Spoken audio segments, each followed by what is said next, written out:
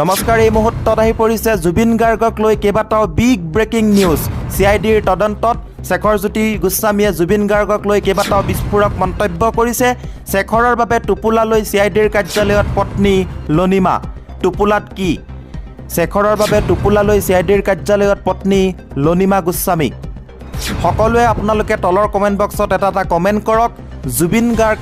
জুবিন গাৰ্গে অতি সোনকালে ন্যায় পাব লাগে। সমগ্ৰ অসমবাসীয়ে বৰ্তমান সেইলৈ বাট চাই ৰখি আছে। গতিকে কমেণ্ট বক্সত সকলোৱে এটা কমেণ্ট কৰক, জাষ্টিছ ফৰ জুবিন গাৰ্গ, আৰু লগতে ভিডিঅ'টো সকলোলৈ শ্বেয়াৰ কৰক যাতে জুবিন গাৰ্গে অতি সোনকালে ন্যায় পায়।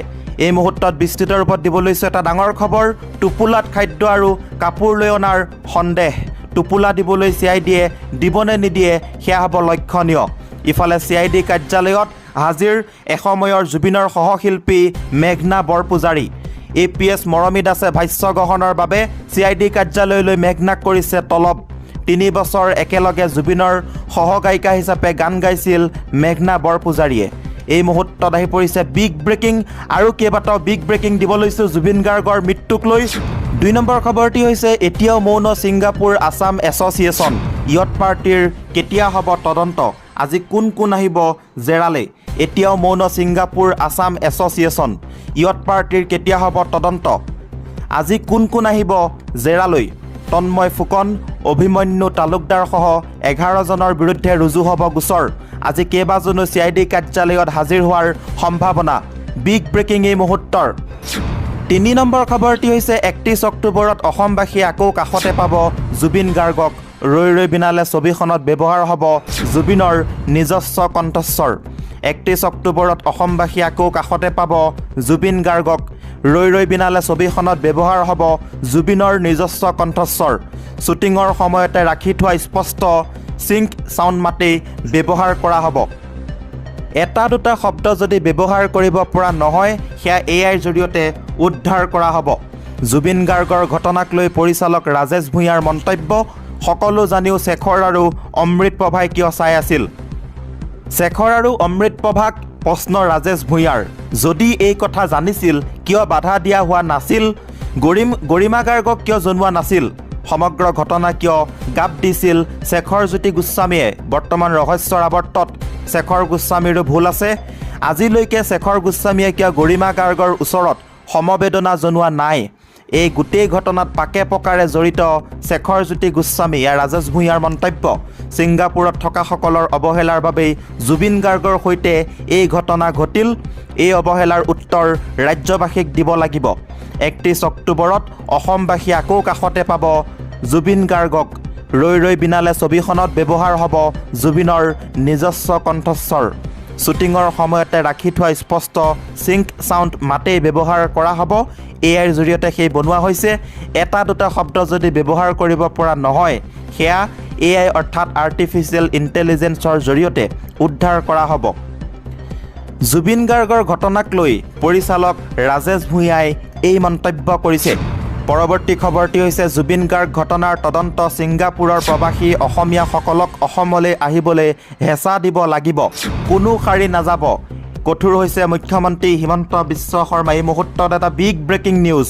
ছিংগাপুৰৰ প্ৰৱাসী অসমীয়াসকলক অসমলৈ আহিবলৈ হেঁচা দিব লাগিব, এয়া মুখ্যমন্ত্ৰী হিমন্ত বিশ্ব শৰ্মাৰ মন্তব্য। তেওঁলোক তদন্তৰ বাবে অসমলৈ আহিবনে নাই এই মুহূৰ্তত চিন্তাৰ বিষয়।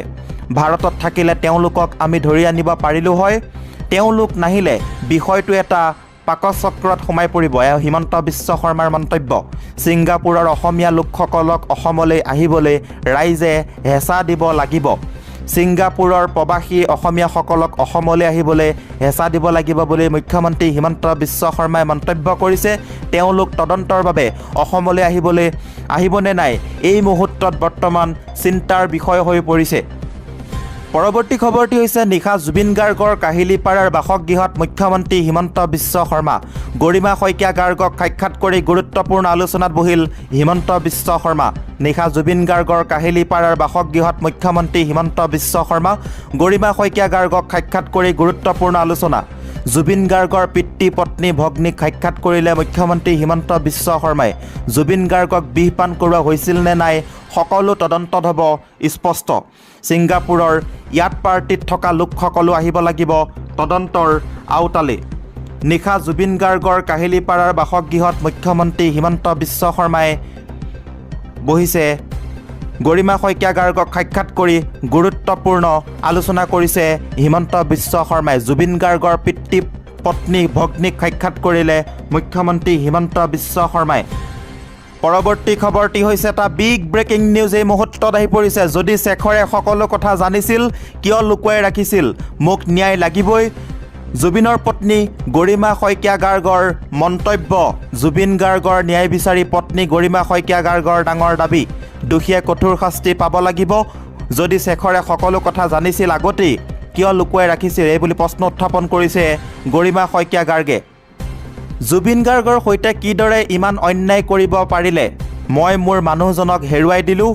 এতিয়া মোৰ এটাই আশা, জুবিন গাৰ্গে ন্যায় পাবই লাগিব। যি দোষী তাৰ বিৰুদ্ধে কঠোৰ শাস্তি হ'ব লাগিব। জুবিন গাৰ্গৰ ন্যায় বিচাৰি পত্নী গৰিমা শইকীয়া গাৰ্গৰ ডাঙৰ দাবী। এটা বিগ ব্ৰেকিং এই মুহূৰ্তত আহি পৰিছে। বৰ্তমান জুবিন গাৰ্গক লৈ আৰু এটা খবৰ এই মুহূৰ্তত আহি পৰিছে। এটা ডাঙৰ খবৰ। গুৱাহাটীৰ নম্ৰতাৰ নংপুত ৰহস্যজনক দুৰ্ঘটনাত মৃত্যুৰ সময়ত কি কাণ্ড কৰিছিল সিদ্ধাৰ্থে?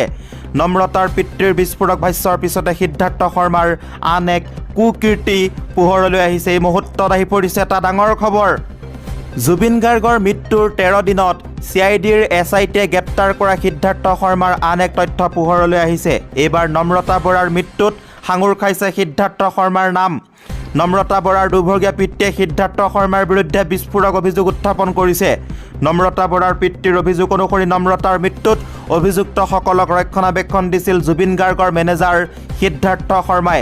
অভিযোগ অনুসৰি নংপু থানাত এই ঘটনাটোত গাপ দিয়াৰ প্ৰয়াস কৰিছিল সিদ্ধাৰ্থ শৰ্মাই। চলিত বৰ্ষত 4 জুনত মেঘালয়ৰ নংপুত এক ৰহস্যজনক দুৰ্ঘটনাত মৃত্যু হৈছিল নম্ৰতা বৰাৰ। গুৱাহাটী উচ্চ ন্যায়ালয়ৰ কনিষ্ঠ অধিবক্তা আছিল নম্ৰতা।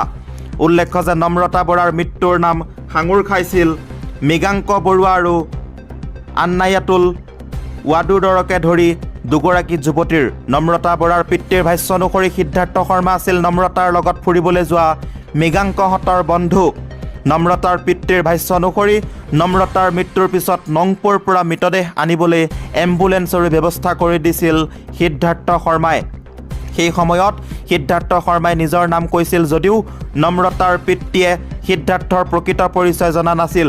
জুবিন গাৰ্গৰ মৃত্যুৰ পিছত সংবাদ মাধ্যমত সিদ্ধাৰ্থৰ ফটো দেখা পোৱাত জুবিন গাৰ্গ মেনেজাৰ সিদ্ধাৰ্থ শৰ্মা বুলি জানিব পাৰে নম্ৰতাৰ পিতৃয়ে।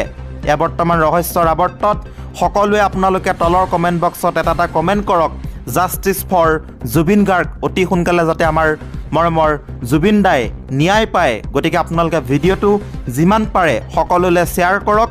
লগতে আপোনালোকে কমেণ্ট বক্সত লিখক জাষ্টিছ ফৰ জুবিন গাৰ্গ। আৰু আপোনালোকক আগলৈ খবৰসমূহ দি যাব চেষ্টা কৰিম। আজিৰ ভিডিঅ'টোত এইখিনি আছিলে। যদি ভিডিঅ'টো চাই ভাল লাগিছে লাইক শ্বেয়াৰ সকলোখিনি কৰিব। লগতে কমেণ্টত লিখিব জাষ্টিছ ফৰ